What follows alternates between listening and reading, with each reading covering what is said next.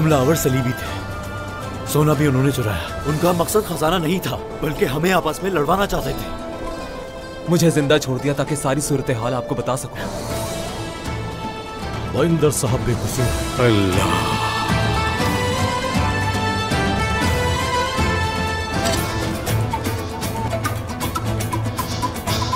लगता है आपको फैसला पसंद नहीं आया सादत खातून। अदालत ने अपना इंसाफ का रास्ता तलाश कर लिया है। आपका रास्ता आसान हो। अब हमें इजाजत दीजिए उस्मान साहब। अल्लाह आपको सलामत रखे उस्मान साहब।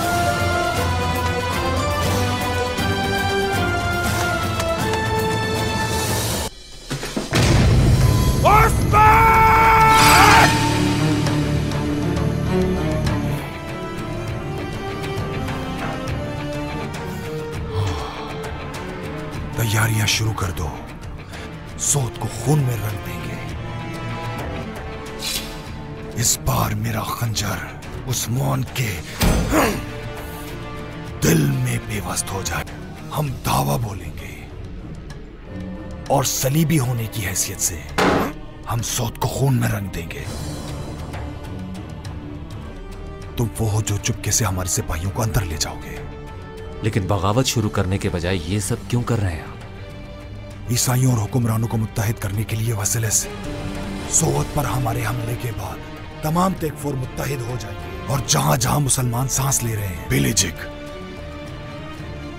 अनाकोल, हर वो जगह जहां मुसलमान सांस ले रहे हैं। दुश्मन का मकसद हमारे इत्तेहाद को ज़र्ब लगाना है कि हमने उन्हें कामयाब नहीं होने दिया। शुक्र है मेरे रब का, चूंकि बाइंदर साहब उन्होंने आपको इस घिनौने खेल में शामिल करने की कोशिश की। आपकी जिम्मेदारी है कि आप उन्हें तलाश कीजिए। इंशाअल्लाह जनाब। शुक्र है उस रब का। अल्हम्दुलिल्लाह। बिस्मिल्लाहिर्रहमानिर्रहीम। बुरहान, ओए माशाल्लाह, आ जाओ। ख्याल से, आहिस्ता। दस्तरखान पर हमारे ईद का समा है। शुक्र है अल्लाह का, शुक्र है। चलिए कीजिए शुरू। अब हमारी औलादों की शादी की बारी है ना बाला? हाँ, क्या ऐसा नहीं है? हर जगह पैगाम भिजवा दिया है। दोनों शहजादों के लिए अच्छी दुल्हनों की तलाश में हैं। वैसे आप क्यों तलाश कर रही हैं? और क्या कर रही? ये लो और चुपचाप खाना खाओ।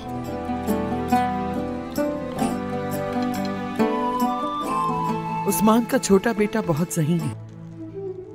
सही कहा वालिदा। वो शेख अदबाली का पोता है, सभी उसे बहुत पसंद करते हैं। करते होंगे वालिदा। अलाउद्दीन तुमसे मोहब्बत करता है गोंजा।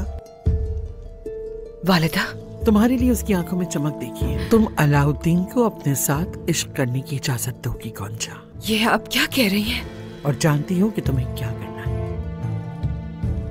हरगिज़ भी उससे सच्चा प्यार करने के बारे में सोचना भी मत। मैं जानती हूँ तुम कोई कमजोरी नहीं दिखाती, मगर ये जिम्मेदारी है, समझ गई?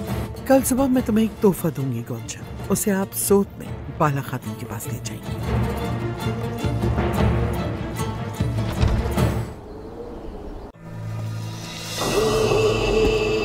जंगजू तैयार है उस्मान साहब? हाँ, शुक्रिया शुक्रिया। अल्लाह ताला आपको अपनी हर मंजिल में कामयाब करे इंशाअल्लाह। बाला, ठीक ना हो जाओ जब तक घुड़सवारी करने का मत सोचना। अगर आप इजाजत दें तो मैं भी साथ चलना चाहता हूँ आपके।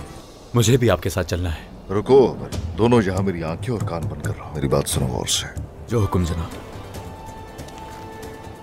दुआ है कि सफर आसान हो। अलाउद्दीन, सोच जाओगे। खुश रहो।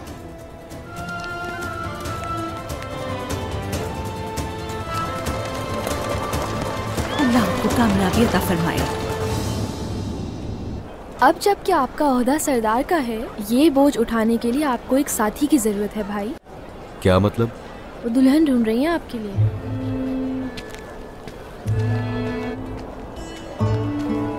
मलून खातून, मुझे तुमसे कुछ बात करनी है।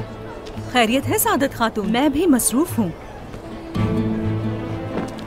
तुम उन औरतों को सजा दोगी जिन्होंने इन कालीनों को तैयार किया। जिन्होंने ये कालीन इकट्ठे किए, जल्दी में जो थे वो आपके जंगजू थे।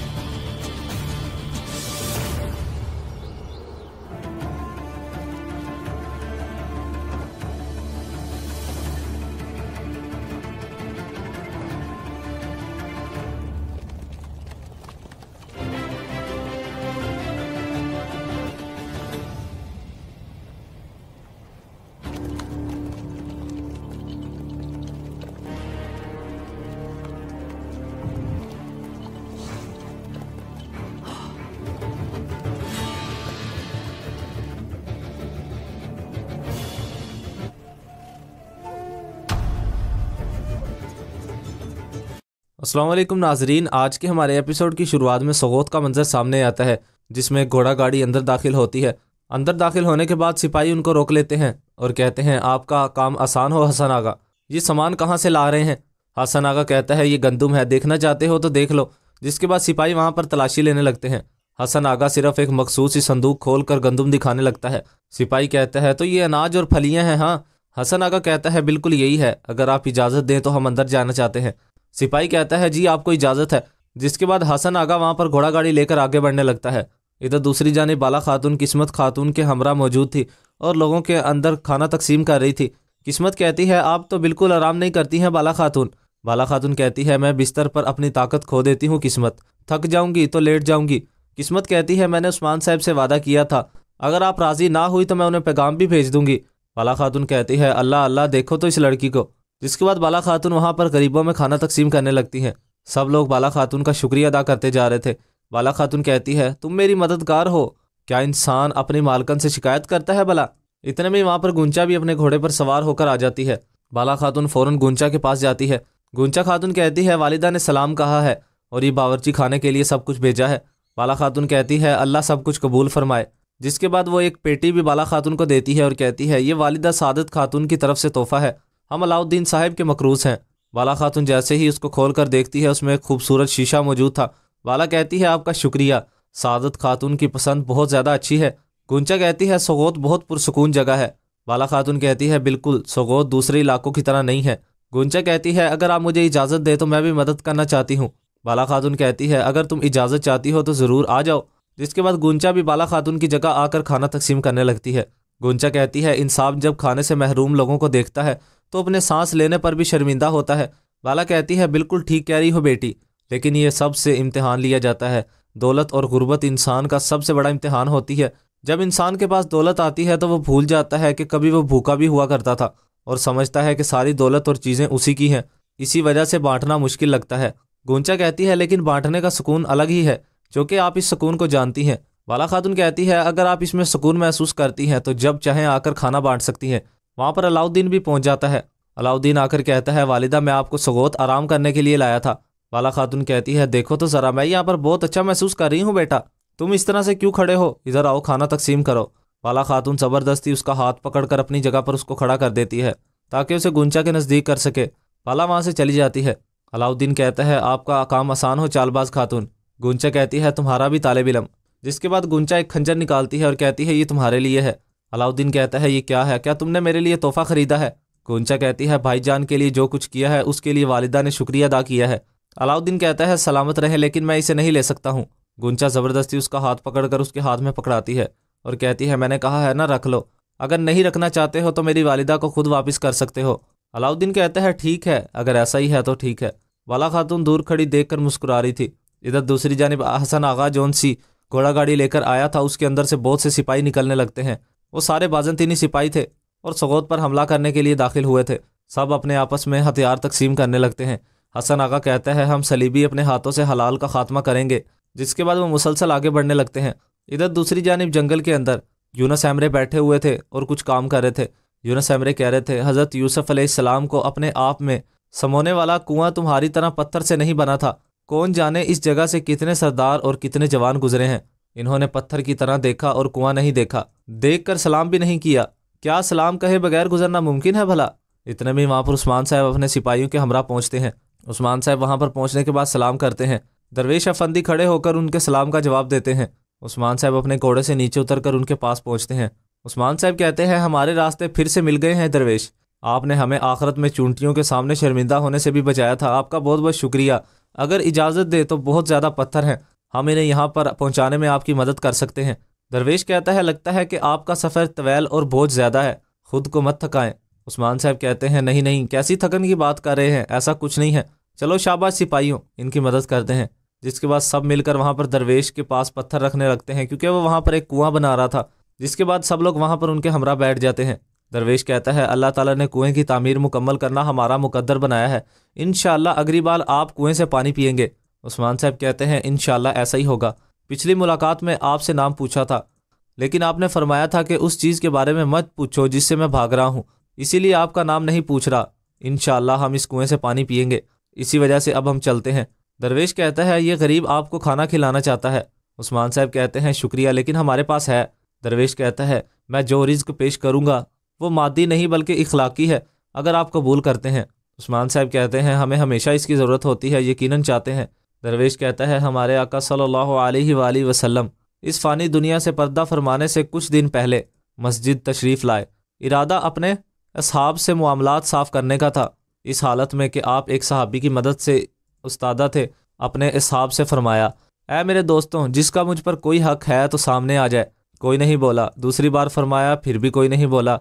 इसके बाद रसूल सल्लल्लाहु अलैहि वसल्लम ने फिर फरमाया। वहाँ पर मौजूद असहाब में से एक एक उठ खड़े हुए। उनका नाम इकाशा रज़ी अल्लाह ताला अन्हो था। हज़रत इकाशा ने कहा ए अल्लाह ताला के रसूल, आप हुदैबिया में अपने ऊँट पर सवार होना चाहते थे, मैंने सवार होने में मदद की। आप ऊँट पर सवार हुए और ऊँट को कोड़े से मारना चाहा और वो कोड़ा मेरी पीठ पर लग गया। अब क्या ये मेरा हक नहीं है? रसूल सल्लल्लाहु अलैहि वसल्लम ने फरमाया ए उकाशा, ये तुम्हारा हक है। हज़रत उमर गुस्से से खड़े हो गए। रसूल सल्लल्लाहु अलैहि वसल्लम ने फरमाया ए उमर, मुदाखलत ना करो, ये मेरा बदला है। फिर हज़रत अबू बकर रज़ी अल्लाह ताला अन्हो उठे और कहा ए उकाशा, जितनी ज़मीन और रकम चाहिए मुझसे ले लो, इस नादानी को छोड़ दो। रसूल सल्लल्लाहु अलैहि वसल्लम ने फरमाया ए अबू बकर, ये मेरा बदला है, मुदाखलत ना करो। साहबा कराम ने बड़ी मुश्किल से खुद पर काबू पाया। रसूल सल्लल्लाहु अलैहि वसल्लम हज़रत अली की तरफ मुतवज्जा हुए और फरमाया वो कोड़ा मेरी बेटी फ़ातिमा के पास है, जाओ उसको लेकर आओ। वालिदा फ़ातिमा को जब हज़रत अली ने ये बात बताई तो वो बहुत ज़्यादा गमगीन हुई। कहने लगी कि आप नहीं जानते कि हुजूर बीमार हैं, क्या आप में से कोई नहीं है जो कि उनकी जगह कोड़ा खाए? फिर हज़रत हसन और हज़रत हुसैन को भेजा गया जो इस वक्त बच्चे थे। रसूल सल्लल्लाहु अलैहि वसल्लम की आँख के तारे। हज़रत हसन और हुसैन मस्जिद में दाखिल होकर उकाशा रज़ी अल्लाह ताला अन्हो के पास गए। کہنے لگے اے اکاشا ہمارے نانا کو مت مارو، ہمیں مارو، آئیں اور ہم سے اپنا بدلہ لیں۔ رسول صلی اللہ علیہ وآلہ وسلم نے فرمایا میں تمہیں کیسے تکلیف پہنچا سکتا ہوں بھلا، ویسے بھی یہ میرا بدلہ ہے۔ کوڑا آ گیا ہے، صحابہ کرام کا غصہ بڑھ گیا ہے۔ نبی صلی اللہ علیہ وسلم نے حکم دیا کہ اکاشا کو کوڑا دیا جائے۔ اس بار اکاشا رضی اللہ تعالیٰ عنہ نے کہا اے اللہ کے رسول، جب آپ نے کوڑا مارا تھا تب میری کمر پر برہنہ تھی۔ یہ سنتے ہی صحاب کھڑے ہو گئے۔ نبی صلی اللہ علیہ وسلم نے ماحول کو پرسکون کیا، کہا کہ اکاشا حق پر ہے، ممبر سے نیچے تشریف لائے اور اپنی قمیض اتار دی، اور اکاشا رضی اللہ تعالیٰ عنہ کے کوڑے مارنے کا انتظار کرنے لگے۔ اکاشا رضی اللہ تعالیٰ عنہ نے کوڑا اٹھایا اور رسول صلی اللہ علیہ وسلم کے دونوں شانوں کے درمیان موجود مہر مبارک کو بوسہ دینے لگے اور روتے ہوئے کہنے لگے اے اللہ تعالیٰ کے رسول، میں نے آپ کو معاف کر دیا ہے، میرے ماں باپ آپ پر قربان ہو۔ ہمارے نبی رسول صلی اللہ علیہ وسلم اور رہنما ایسے تھے، انصاف سب کے لیے ہوتا ہے۔ اور دوستو آج کے ہماری اس ایپیسوڈ کا اختتام اسی مقام پر ہو جاتا ہے۔ ناظرین کرام، اگر آپ کو آج کا یہ پیارا سا ایپیسوڈ پسند آیا تو ویڈیو کو لائک کر دیجیے گا، چینل کو ابھی تک آپ نے اگر سبسکرائب نہیں کیا تو سبسکرائب کر دیجیے گا، ساتھ دیگر بیل آئکن پر کلک کر کر آل کرنا نہ بھولیے گا، تاکہ جیسے ہی نیکسٹ ایپیسوڈ آیا کرے تو اس کا نوٹیفیکیشن آپ کو مل جائے اور آپ اس کو بالکل بھی مس نہ کر سکیں۔ اب ہماری ملاقات ہوگی نیکسٹ ویڈیو میں، تب تک کے لیے اپنا خیال رکھیے گا، دعاؤں میں یاد رکھیے گا، ایسے ہی ہمارے ساتھ جڑے رہیے گا۔ اللہ حافظ۔ السلام علیکم ناظرین، الپرسلان سیزن 2 ایپیسوڈ نمبر 125 کے آغاز میں آپ لوگ دیکھیں گے الپرسلان صاحب بغداد میں اپنے سپاہیوں کے ساتھ منہ ڈھانپ کر آگے بڑھ رہے تھے۔ عطابِ صاحب کہتے ہیں اللہ کا لاکھ لاکھ شکر ہے ہم پہنچ گئے ہیں، جس کے بعد وہ وہاں پر موجود آدمیوں کو دیکھ رہے تھے۔ وہاں پر کچھ آدمی لوگوں کو دھکم پیل کر کر آگے بڑھ رہے تھے۔ الپرسلان صاحب کہتے ہیں ہمیں پیچھے جانا چاہیے، پچھلی طرف سے محل جانے والا کوئی راستہ ضرور ہوگا، جس کے بعد وہ دوبارہ سے واپس جانے لگتے ہیں۔ آگے سے بسا سیری کے آدمی تلاشیاں لے رہے تھے اور لوگوں کو تلاش کر رہے تھے۔ الپرسلان صاحب اپنے آدمیوں کے ساتھ جیسے ہی آگے بڑھتے ہیں، آگے سے بھی ان کو وہی آدمی ملتے ہیں جو کہ تلاشیاں لے رہے تھے اور الپرسلان کو ہی تلاش کر رہے تھے۔ الپرسلان صاحب کہتے ہیں ہوشیار ہو جاؤ۔ وہ دوبارہ سے واپس مڑنے لگتے ہیں تو آدمی آواز لگاتے ہیں اور کہتے ہیں تم لوگ یہیں پر ٹھہر جاؤ، تم سے ہم بات کر رہے ہیں۔ الپرسلان کے آدمی وہیں پر رک جاتے ہیں۔ آدمی آ کر کہتا ہے کیا تم نے سنا نہیں ہے، یہیں پر ٹھہرو، کیا تم بہرے ہو گئے ہو؟ الپاگوت اپنے منہ کے اوپر سے نقاب اتار دیتا ہے، جس کے بعد سپاہی ان کو دیکھ لیتے ہیں اور جیسے ہی حملہ کرنے لگتے ہیں تو الپرسلان کے سپاہی اور بسا سیری کے آدمیوں میں جنگ شروع ہو جاتی ہے۔ وہ ان کو دراصل ختم کرتے جا رہے تھے اور موت کے گھاٹ اتارتے جا رہے تھے۔ الپرسلان کے آدمی بہادری کے مظاہرے کر رہے تھے اور چند آدمیوں کو ختم کر دیتے ہیں۔ الپرسلان صاحب کہتے ہیں آخری شانہ بشانہ مل کر لڑنے کے دن آ ہی گئے ہیں الپاگوت۔ الپاگوت کہتے ہیں آ گئے ہیں حضور، اللہ کا شکر ہے، اب میں بالکل اپنے بھائیوں کی طرح آپ کے پرچم تلے لڑوں گا۔ جس کے بعد مزید سپاہی آنے لگتے ہیں تو الپرسلان اور ان کے آدمی وہاں سے بھاگنے لگتے ہیں۔ ادھر دوسری جانب وہ مسلسل بھاگتے جا رہے تھے اور آگے بڑھتے جا رہے تھے۔ سپاہی ان کے پیچھے تھے اور ان کو تلاش کر رہے تھے۔ الپرسلان صاحب مسلسل اوپر چڑھتے جا رہے تھے، بھاگنے کا سلسلہ جاری تھا۔ سامنے سے بھی سپاہی آنے لگتے ہیں، وہ ایک جگہ پر پھنس جاتے ہیں۔ الپرسلان صاحب کہتے ہیں چلو اس طرف سے چلو، جس کے بعد وہ کسی اور مقام سے جانے لگتے ہیں۔ چاروں طرف سے سپاہی ان کا پیچھا کر رہے تھے۔ ادھر الپرسلان صاحب اپنے آدمیوں کے ساتھ مسلسل بھاگتے جا رہے تھے کہ اتنے میں ہی وہ سامنے سے آنے والے سپاہیوں کو بھی ختم کرنے لگتے ہیں اور مسلسل آگے جانے لگتے ہیں اور جا کر چھپ جاتے ہیں۔ سپاہی جیسے ہی آگے پہنچتے ہیں وہ کہتے ہیں کہاں چلے گئے ہو، مگر الپرسلان صاحب وہیں پر چھپ کر بیٹھے تھے۔ اتنے میں ہی ان کو چاروں طرف سے گھیر لیا جاتا ہے۔ الپرسلان صاحب کے آدمی ان کو وہیں پر ختم کرنے میں کامیاب ہو جاتے ہیں، ان کو کیونکہ چاروں طرف سے انہوں نے گھیر لیا تھا، بآسانی ان کو ختم کرتے ہیں۔ الپرسلان صاحب کہتے ہیں کیرب بازار اس طرف ہے چلو، جس کے بعد وہ آگے بڑھنے لگتے ہیں اور پیچھے سے مزید سپاہی بھی آنے لگتے ہیں۔ الپرسلان صاحب کے آدمی نقاب کر لیتے ہیں۔ ایک آدمی کہتا ہے وہ جلد ہی ہم تک آ پہنچیں گے حضور، ہمیں جلدی کرنا چاہیے۔ مسلسل آگے بڑھتے جا رہے تھے کہ اتنے میں ہی وہ کچھ دکان سے کچھ جڑی بوٹیاں لینے لگتے ہیں۔ آدمی کہتا ہے ابھی جو آپ نے سونگھی ہے یہ گلاب کی خوشبو ہے، مشہور شیر خواص کی گلابوں سے تیار کردہ ہے۔ الپرسلان صاحب کہتے ہیں عود کے درخت کی خوشبو ہے؟ آدمی کہتا ہے بالکل ہے۔ سپاہی وہاں پر ان کی تلاشیاں لے رہے تھے۔ آدمی کہتا ہے آپ کو عود کے درخت کی خوشبو زیادہ پسند ہے یا امبر کی؟ آدمی کہتا ہے آپ کا شکریہ جناب، آپ کو خوش آمدید، یہ دراصل ایک نشانی تھی۔ آدمی کہتا ہے جناب آپ اندر آ جائیں، جس کے بعد سب اندر جانے لگتے ہیں اور باہر سپاہی ان کو تلاش کر رہے تھے۔ اسی دکان کے اندر آدمی پہنچ جاتے ہیں جہاں پر الپرسلان صاحب اپنے آدمیوں کے ساتھ چھپ کر بیٹھے تھے۔ پیچھے سے سردار کہتا ہے کیا تلاش کر رہے ہو مجھے بتاؤ، جس کے بعد سپاہی وہاں سے چلے جاتے ہیں اور مسلسل آگے بڑھنے لگتے ہیں۔ الپرسلان صاحب اسی دکان میں موجود تھے۔ اتنے میں ہی دکاندار کہتا ہے الپرسلان صاحب وہ باہر آ چکے ہیں، جس کے بعد الپرسلان صاحب اپنے آدمیوں کے ساتھ باہر آتے ہیں اور کہتے ہیں صورتحال بدل گئی ہے، بسا سیری کے آدمیوں نے وزیر کو اغوا کر لیا ہے، ہمیں جلد از جلد خلیفہ کے سامنے حاضر ہونا ہے، مگر بسا سیری نے محل کے تمام راستے بند کر دیے ہیں۔ آپ ہمیں خلافت کے محل کی طرف پہنچانے والا راستہ جانتے ہیں؟ آدمی نام میں اپنا سر ہلاتا ہے اور کہتا ہے صرف وزیر ہی آپ کو وہاں پر لے کر جا سکتے ہیں، اسی لیے پہلے اس تک پہنچنا ہوگا۔ میرے خیال سے یہ وہ جگہ جانتا ہے جہاں پر اس کو وزیر کو لے گئے ہیں، میں جانتا ہوں لیکن پتہ نہیں کیسے۔ الپرسلان صاحب کہتے ہیں اللہ کے حکم سے ہم اندر جانے کا راستہ نکال لیں گے، جس کے بعد الپرسلان صاحب آگے بڑھنے لگتے ہیں۔ اور دوستو آج کے ہمارے اس ایپیسوڈ کا اختتام اسی مقام پر ہو جاتا ہے۔ اگر آپ کو آج کے ایپیسوڈ پسند آئے تو ویڈیو کو لائک کر دیجیے گا، چینل کو سبسکرائب کر دیجیے گا، ساتھ ہی بیل آئکن پہ کلک کر کے آل کر دیجیے گا، تاکہ جیسے ہی نیکسٹ ایپیسوڈ آئے تو اس کا نوٹیفیکیشن آپ کو مل جائے اور آپ اس کو فوراً واچ کر سکے۔ تو ناظرین کرام انشاءاللہ اب ہماری ملاقات ہوگی نیکسٹ ایپیسوڈ میں، تب تک کے لیے اپنا خیال رکھیے گا، دعاؤں میں یاد رکھیے گا، ایسے ہی ہمارے ساتھ جڑے رہیے گا۔ اللہ حافظ۔ السلام علیکم ناظرین، آج کے ہمارے ایپیسوڈ کی شروعات میں سوغوت کا منظر سامنے آتا ہے، جس میں گھوڑا گاڑی اندر داخل ہوتی ہے۔ اندر داخل ہونے کے بعد سپاہی ان کو روک لیتے ہیں اور کہتے ہیں آپ کا کام آسان ہو حسن آغا،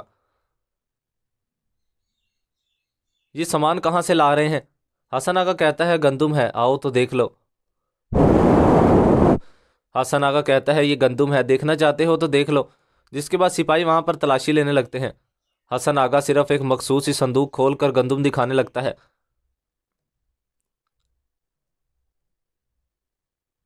سپاہی کہتا ہے تو یہ اناج اور پھلیاں ہیں؟ ہاں۔ حسن آغا کہتا ہے بالکل یہی ہے، اگر آپ اجازت دیں تو ہم اندر جانا چاہتے ہیں۔ آدمی کہتا ہے جائیں۔ سپاہی کہتا ہے جی آپ کو اجازت ہے، جس کے بعد حسن آغا وہاں پر گھوڑا گاڑی لے کر آگے بڑھنے لگتا ہے۔ ادھر دوسری جانب بالا خاتون قسمت خاتون کے ہمراہ موجود تھی اور لوگوں کے اندر کھانا تقسیم کر رہی تھی۔ قسمت کہتی ہے آپ تو بالکل آرام نہیں کرتی ہیں بالا خاتون۔ بالا خاتون کہتی ہے میں بستر پر اپنی طاقت کھو دیتی ہوں قسمت، تھک جاؤں گی تو لیٹ جاؤں گی۔ قسمت کہتی ہے میں نے عثمان صاحب سے وعدہ کیا تھا، اگر آپ راضی نہ ہوئی تو انہیں پیغام بھی بھیج دوں گی۔ بالا خاتون کہتی ہے اللہ اللہ دیکھو تو اس لڑکی کو، جس کے بعد بالا خاتون وہاں پر غریبوں میں کھانا تقسیم کرنے لگتی ہیں۔ سب لوگ بالا خاتون کا شکریہ ادا کرتے جا رہے تھے۔ بالا خاتون کہتی ہے تم میری مددگار ہو، کیا انسان اپنی مالکن سے شکایت کرتا ہے بلا؟ اتنے میں وہاں پر گونچا بھی اپنے گھوڑے پر سوار ہو کر آ جاتی ہے۔ بالا خاتون فوراً گونچا کے پاس جاتی ہے۔ گونچا خاتون کہتی ہے والدہ نے سلام کہا ہے اور یہ باورچی خانے کے لیے سب کچھ بھیجا ہے۔ بالا خاتون کہتی ہے اللہ سب کچھ قبول فرمائے، جس کے بعد وہ ایک پیٹی بھی بالا خاتون کو دیتی ہے اور کہتی ہے یہ والدہ سعادت خاتون کی طرف سے تحفہ ہے، ہم علاؤالدین صاحب کے مقروض ہیں۔ بالا خاتون جیسے ہی اس کو کھول کر دیکھتی ہے اس میں ایک خوبصورت شیشہ موجود تھا۔ بالا کہتی ہے آپ کا شکریہ، سعادت خاتون کی پسند بہت زیادہ اچھی ہے۔ گونچا کہتی ہے سوغوت بہت پرسکون جگہ ہے۔ بالا خاتون کہتی ہے بالکل، سوغوت دوسرے علاقوں کی طرح نہیں ہے۔ گونچا کہتی ہے اگر آپ مجھے اجازت دے تو میں بھی مدد کرنا چاہتی ہوں۔ بالا خاتون کہتی ہے اگر تم اجازت چاہتی ہو تو ضرور آ جاؤ، جس کے بعد گونچا بھی بالا خاتون کی جگہ آ کر کھانا تقسیم کرنے لگتی ہے۔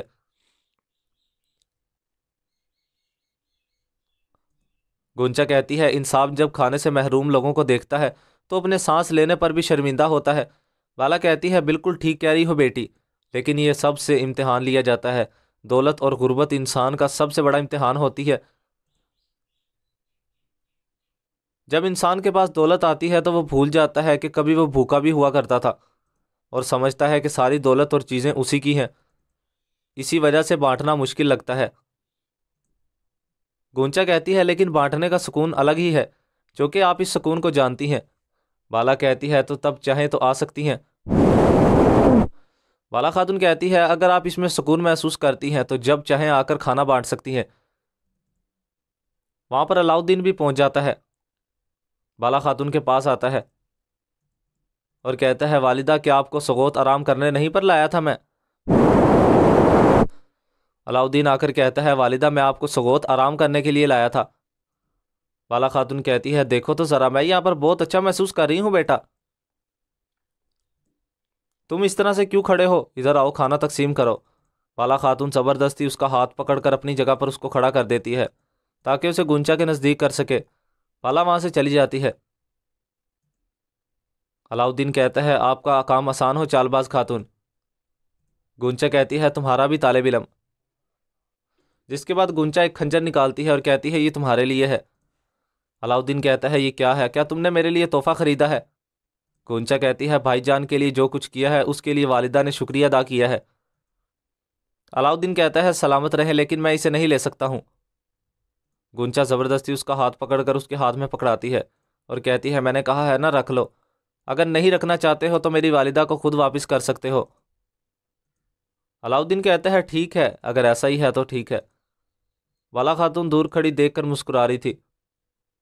ادھر دوسری جانب حسن آغا جون سی گھوڑا گاڑی لے کر آیا تھا، اس کے اندر سے بہت سے سپاہی نکلنے لگتے ہیں۔ وہ سارے بازنطینی سپاہی تھے اور سغوت پر حملہ کرنے کے لیے داخل ہوئے تھے۔ سب اپنے آپس میں ہتھیار تقسیم کرنے لگتے ہیں۔ حسن آغا کہتا ہے ہم صلیبی اپنے ہاتھوں سے حلال کا خاتمہ کریں گے، جس کے بعد وہ مسلسل آگے بڑھنے لگتے ہیں۔ ادھر دوسری جانب جنگل کے اندر یونس ایمرے بیٹھے ہوئے تھے اور کچھ کام کر رہے تھے۔ یونس ایمرے کہہ رہے تھے حضرت یوسف علیہ السلام کو اپنے آپ میں سمونے والا کنواں تمہاری طرح پتھر سے نہیں بنا تھا، کون جانے اس جگہ سے کتنے سردار اور کتنے جوان گزرے ہیں۔ انہوں نے پتھر کی طرح دیکھا اور کنواں نہیں دیکھا، دیکھ کر سلام بھی نہیں کیا، کیا سلام کہے بغیر گزرنا ممکن ہے بھلا؟ اتنے میں وہاں پر عثمان صاحب اپنے سپاہیوں کے ہمراہ پہنچتے ہیں۔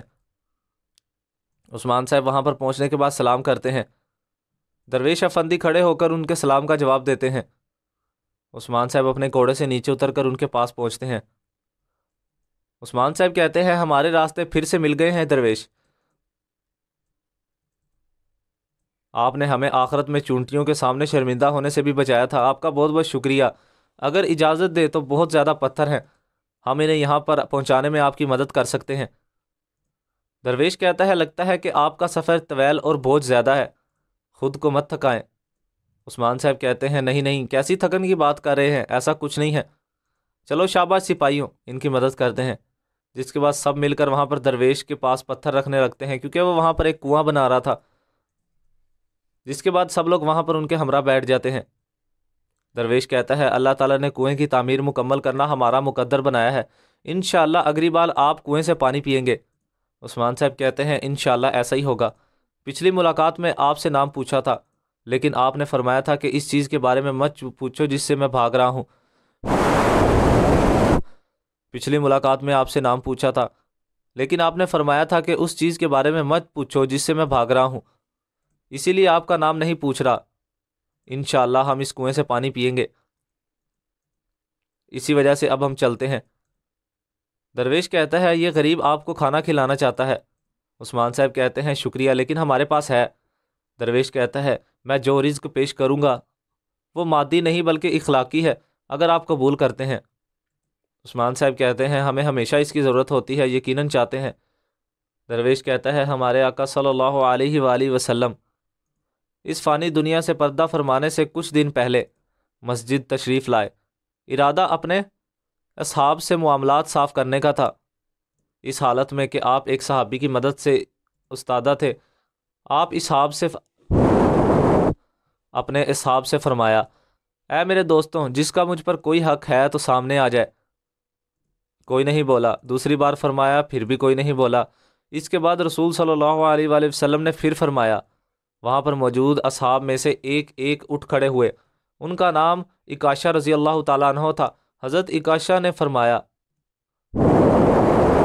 حضرت عکاشہ نے کہا اے اللہ تعالیٰ کے رسول، آپ حدیبیہ میں اپنے اونٹ پر سوار ہونا چاہتے تھے، میں نے سوار ہونے میں مدد کی، آپ اونٹ پر سوار ہوئے اور اونٹ کو کوڑے سے مارنا چاہا اور وہ کوڑا میری پیٹھ پر لگ گیا، اب کیا یہ میرا حق نہیں ہے؟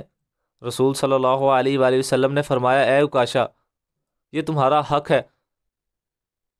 حضرت عمر غصے سے کھڑے ہو گئے۔